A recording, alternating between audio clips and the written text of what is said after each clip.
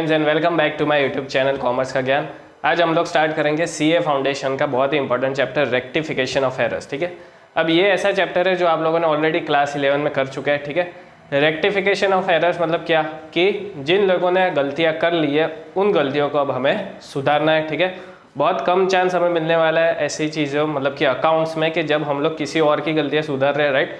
Majority times तो हम लोग अपनी गलतियाँ सुधारने में निकाल लेते हैं। ठीक है, लेकिन ये एक ऐसा चैप्टर है कि जो आपको चांस दे जाएगा भाई जो दूसरों ने गलती की है उसे हमें क्या करना है, सिर्फ सुधारना है। ठीक है, तो चैप्टर बहुत ही ईजी है, उसके कंसेप्ट से समझना है जिससे सिर्फ जर्नल एंट्रीज हमें पास करनी है। ठीक है, सो ओवरऑल चैप्टर में आपका टाइम भी कम जाएगा एग्जाम के रिलेटेड। ठीक है, अब उसका ट्रेंड देख लेते हैं। अगर वेटेज की बात करें तो मई 18 में इसका वेटेज था 4 मार्क और ये आपका क्वेश्चन नंबर 1 में आया था, मतलब कि it was part of your compulsory question. ठीक है, फिर नवंबर 18 में इंस्टीट्यूट ने क्या किया, इसका वेटेज कर दिया 10 marks and it was asked in question number 2, मतलब कि जो आपका कंपलसरी क्वेश्चन नहीं है। मतलब कि इससे हमें क्या पता चल रहा है कि अगर कंपलसरी क्वेश्चन में रेक्टिफिकेशन ऑफ एरर्स आएगा तो उसका वेटेज हो जाएगा भैया 4 मार्क्स, और अगर कंपलसरी क्वेश्चन से बाहर आता है तो उसका वेटेज हो जाएगा 10 मार्क। अब मई 19 में again 4 mark because it was in the compulsory question. Again नवंबर 19 में देखें तो it is for 10 marks because it was outside your question number 1। So नवंबर 20 में ऐसा एक्सपेक्ट हो सकता है that it is for 4 marks और वो क्वेश्चन नंबर 1 में आ सकता है। ये मैंने जो पहला वीडियो बनाया था फॉर क्वेश्चन नंबर 1, राइट, उसमें भी ये पॉइंट मैंने इंक्लूड किया था कि इस बार क्वेश्चन नंबर 1 में जो कि आपका कंपलसरी क्वेश्चन है for 20 marks you can expect rectification of errors. ठीक है, सो अगेन अगर क्वेश्चन 1 में इस बार आता है, एक्सपेक्टेशन है, राइट, बिकॉज जो ट्रेंड है वो ट्रेंड देखकर ऐसा लग रहा है, so it can be asked for 4 marks also. ठीक है, वरना 10 मार्क में तो आता ही है, मतलब कि पक्का है कि भाई रेक्टिफिकेशन ऑफ एरर्स अपने को करना ही है। ठीक है, so this was your weightage and marks for the examination. ठीक है, चलिए अब फोकस करते हैं कि क्या है चैप्टर में। Now as you see rectification of errors, सबसे पहले ये समझना होगा कि भाई एरर्स क्या है। ठीक है, और उसके बाद उसको रेक्टिफाई कैसे करना है और कौन से स्टेज पे करना है। ठीक है, बिकॉज कौन से स्टेज पे हम लोग रेक्टिफाई करते हैं उस हिसाब से आपका आंसर भी उस पर डिपेंड करता है, right. So what are the errors, सबसे पहला होगा आपका एरर्स ऑफ प्रिंसिपल। ठीक है, मतलब कि प्रिंसिपल समझने में कोई गलती हो गई, जैसे कि कैपिटल एक्सपेंडिचर को मोस्ट कॉमन एग्जांपल यही है कि भाई जो आपके कैपिटल एक्सपेंडिचर थे, मतलब कि आप लोगों ने कोई प्लांट एंड मशीनरी परचेस किया, फर्नीचर परचेस किया, उसको आपने रेवेन्यू एक्सपेंडिचर समझ लिया। ठीक है, तो ये भाई गलती हो गई आपसे। सो ये एरर्स ऑफ प्रिंसिपल में हमें क्या होता है कि जो भी प्रिंसिपल्स ऑफ अकाउंटेंसी है, राइट, वही समझने में या तो उसके इंटरप्रिटेशन में अपने से गलती हो जाती है, तो वही गलती को अब हमें क्या करना है, सुधारना है, right. So that is basically your error of principle. लेकिन एरर ऑफ प्रिंसिपल का इफेक्ट क्या होगा ट्रायल बैलेंस पे, जब हम लोग ट्रायल बैलेंस प्रिपेयर करेंगे। सी ये सारे एरर्स ऐसे हैं कि जो कहीं ना कहीं आपके ट्रायल बैलेंस को छेड़ते हैं। ठीक है, सो एरर ऑफ प्रिंसिपल से क्या होगा कि भाई मुझे डेबिट करना था फर्नीचर में और मैंने डेबिट किया परचेज में, लेकिन किया तो मैंने डेबिट ही है। So on the contrary trial balance में इसका कोई इफेक्ट नहीं आने वाला, right. Trial balance will not have any effect due to errors of principle, right, because जो चीज़ डेबिट करनी थी वो हमने सिर्फ गलत जगह पे डेबिट किया, लेकिन डेबिट तो हुआ ही है। ठीक है, सो इसकी वजह से आपके ट्रायल बैलेंस में इसकी कोई इफेक्ट नहीं आने वाली। देन सेकेंड, आपका पहला था सेकेंड, एरर्स ऑफ ओमिशन। ठीक है, आपसे कुछ रह गया रिकॉर्ड करने को। अब ओमिशन में दो चीज़ें हो सकती है, एक हो जाएगा आपका पार्शियल ओमिशन और दूसरा हो जाएगा आपका कंप्लीट ओमिशन। कंप्लीट ओमिशन बहुत ही सिंपल है, मैंने कुछ चीज़ रिकॉर्ड ही नहीं की, राइट। लेट्स से कोई जर्नल एंट्री पास करनी थी फॉर परचेज और सेल, वो अपन ने रिकॉर्ड ही नहीं किया, then it is known as complete omission. Complete omission में क्या करना है, अपने को वो चीज़ रिकॉर्ड करना है, लेकिन ट्रायल बैलेंस पे कंप्लीट ओमिशन का इफेक्ट नहीं आने वाला, राइट, बिकॉज जो चीज़ रिकॉर्ड ही नहीं हुए, राइट, वो चीज़ हमने कहीं पे और पोस्ट भी नहीं किया होगा, तो ट्रायल बैलेंस में गलती होने के चांसेस नहीं है। लेकिन अगर पार्शियल ओमिशन होता है तो ट्रायल बैलेंस में येस उसका इफेक्ट आने वाला है। ठीक है, then you have errors of commission. Commission मतलब कि अमाउंट के रिलेटेड आप लोग गलती कर रहे हो, या तो पोस्टिंग के रिलेटेड, लेट्स से गलत अमाउंट मैंने रिकॉर्ड किया, ठीक है, या तो उसका जो लेजर पोस्टिंग करना था वो गलत से कर लिया, ठीक है। सो एरर्स ऑफ कमीशन ऐसी चीज़ है कि जो आपके ट्रायल बैलेंस को इफेक्ट करने वाला है। Yes, it does effect your trial balance, ठीक है। ये ट्रायल बैलेंस वाले पॉइंट में इसलिए समझा रहा हूँ बिकॉज ये आपके शायद ऑब्जेक्टिव में पूछा जा सकता है, ठीक है। And last is compensating errors.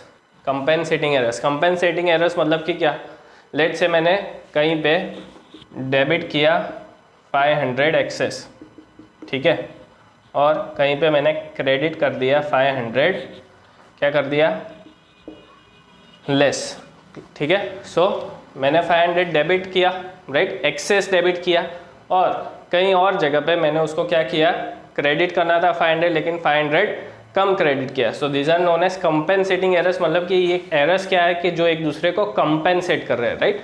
So this excess and this shortfall, right, ये लोग क्या कर लेंगे, कंपेंसेट कर लेंगे, मतलब कि इसका जो इफेक्ट है ट्रायल बैलेंस पे वो नहीं आने वाला, राइट। इसका जो इफेक्ट है वो ट्रायल बैलेंस पे नहीं आएगा बिकॉज जो 500 एक्सेस हुए थे वही 500 आप लोगों ने गलती करके वापस कहीं और कम क्रेडिट कर दिए। So they basically compensate each other, ठीक है। सो इस तरह से क्या होता है, this are the types of errors which you have to keep in mind. अब नेक्स्ट स्टेप में हम लोग देखेंगे कि भाई रेक्टिफिकेशन कौन से स्टेज पे करना है और किस तरह से करना है, ठीक है। उसके बाद हम लोग स्टार्ट करेंगे with the examples which are the most important part. So video को एंड तक ज़रूर देखना है और अगर वीडियो अच्छा लगे तो लाइक, शेयर और कमेंट करना ना भूलें।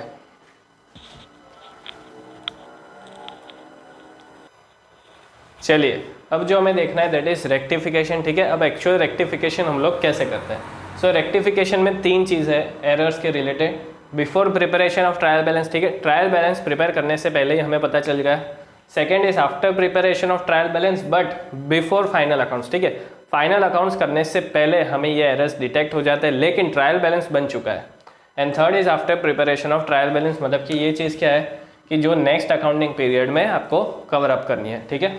अब सबसे पहले before preparation of trial balance, ठीक है, अगर ऐसा कोई क्वेश्चन है कि भाई ट्रायल बैलेंस प्रिपेयर करने से पहले ही हमें ये एरर पता चल जाता है। सो ये बहुत ही इंपॉर्टेंट है। इसमें क्या है, पास रेक्टिफिकेशन स्टेटमेंट, ठीक है, ये ध्यान रखना, पास रेक्टिफिकेशन स्टेटमेंट। इसमें रेक्टिफिकेशन एंट्री पास नहीं करनी है, हमें सिर्फ स्टेटमेंट लिखना है, ठीक है। मैं इस पॉइंट पे इसलिए फोकस कर रहा हूँ बिकॉज ये क्या है, ये वन साइडेड एरर्स है, राइट, जो एक अकाउंट में या तो एक से ज़्यादा अकाउंट में हो सकते हैं लेकिन इसमें कंप्लीट रेक्टिफिकेशन एंट्री पास करना पॉसिबल नहीं है, ठीक है। कंप्लीट रेक्टिफिकेशन एंट्री पास करना पॉसिबल नहीं है, इसलिए हम लोग रेक्टिफिकेशन स्टेटमेंट लिखते हैं, ठीक है। क्या है, सिर्फ स्टेटमेंट, इसमें कंफ्यूज मत होना, ये स्टेटमेंट है और एक होता है रेक्टिफिकेशन एंट्री, ठीक है। यहाँ पे हम लोग रेक्टिफिकेशन स्टेटमेंट की बात कर रहे हैं। In the appropriate side, in the appropriate side मतलब कि अगर शॉर्ट क्रेडिट हुआ है तो क्रेडिट साइड पे लिखो, ठीक है, अगर शॉर्ट डेबिट हुआ है तो डेबिट साइड पे लिखो। सो that is basically known age appropriate side, कि भाई डेबिट साइड लिखना है या तो क्रेडिट साइड लिखना है of concern account, of concern account. So जो भी कंसर्न अकाउंट है, लेट से सेल्स बुक है, ठीक है, सेल्स बुक में 2 साइड है, डेबिट और क्रेडिट। मान लो अब आपने सेल्स बुक में क्या किया है कि भाई एक्सेस या तो लेट से शॉर्ट क्रेडिट किया है ऑफ 500 रुपीज़।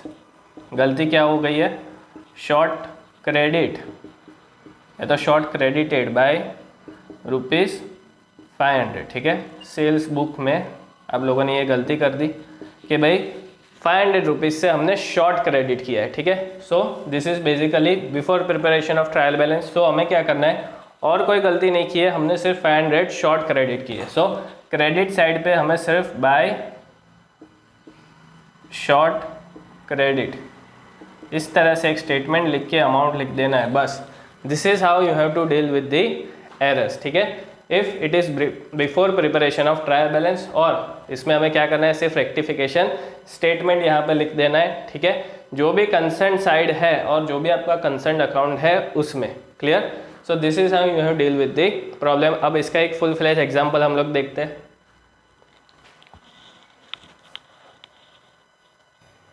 चलिए अब एक एग्जांपल देखते हैं। See total of purchase book has been undercast by ₹100, ठीक है।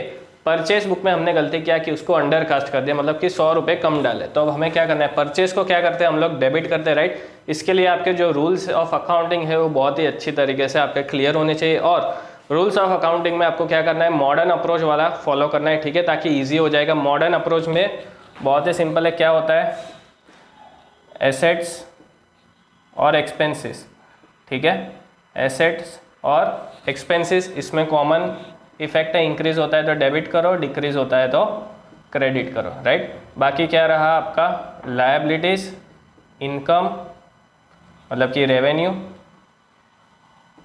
लायबिलिटीज, रेवेन्यू और कैपिटल, ठीक है, इन तीनों के रूल सेम है। इंक्रीज होता है तो क्रेडिट होगा, डिक्रीज होता है तो डेबिट होगा। क्लियर। तो मॉडर्न अप्रोच के हिसाब से आपको ये रूल्स अच्छे से याद होने चाहिए। सो परचेज बुक में क्या होता है, डेबिट होता है, राइट। अब अंडर कास्ट है मतलब कि 100 रुपये कम डाले, राइट। सो 100 रुपये क्या करना है, डेबिट करना है। डेबिट साइड लिखेंगे तो क्या लिखेंगे, 2 लिखेंगे। क्या लिखेंगे, 2। हमेशा डेबिट साइड पे जब एरर रेक्टिफाई करते हैं तो 2 लिखते हैं। अगर आपको एरर क्रेडिट साइड पे रेक्टिफाई करना है तो बाय लिखना है, right. So 2 undercast of purchase book by ₹100। Clear. So इस तरह से आपको क्या लिखना है, रेक्टिफिकेशन स्टेटमेंट लिखना है। क्या लिखना है, रेक्टिफिकेशन स्टेटमेंट। और क्या लिखा है, इन दी एप्रोप्रिएट साइड, डेबिट साइड पे लिखना है, इसलिए 2 लिखा है, ठीक है। तो ये लॉजिकली लिखा है इस तक, कुछ ऐसे ही ब्लफ मत कर देना कि चलो भाई 2 नहीं लिखा बाय लिख के आ गए, नहीं, गलत हो जाएगा, ठीक है। बिकॉज क्लास 11 में क्या होता था, क्लास 11 में आपका जो रेक्टिफिकेशन ऑफ एरर्स था उसमें हम लोग अकाउंट प्रिपेयर करते थे, जो मैंने अभी आगे दिखाया सेल्स बुक का, राइट। लेकिन इसमें हम लोग डायरेक्टली क्या कर रहे हैं, स्टेटमेंट लिख रहे हैं। So return inward book has been undercast by ₹50। अब रिटर्न इनवर्ड सबसे पहले क्या है वो अच्छे से पता होना चाहिए। रिटर्न इनवर्ड मतलब कि परचेज रिटर्न, ठीक है। परचेज रिटर्न में क्या हो रहा है, अंडर कास्टिंग हो रहा है, मतलब कि 50 रुपये कम डाले। सो परचेज रिटर्न में अब मुझे क्या करना पड़ेगा, सॉरी रिटर्न इनवर्ड में क्या करना पड़ेगा, जो अपना सेल्स रिटर्न है, राइट। सो वापस से डेबिट साइड पे लिखना पड़ेगा because 50 rupees are short debited. So 2 undercast of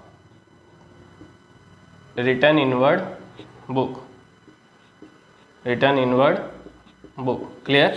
सो 2 और बाय ये सबसे बड़ा इंपॉर्टेंट है, और कितना अमाउंट हम लोग डाल रहे हैं, ठीक है। स्टेटमेंट आप लोग अपने हिसाब से कोई भी वर्ड्स इधर उधर चेंज कर सकते हैं, इसका कोई प्री डिफाइंड फॉर्मेट नहीं है।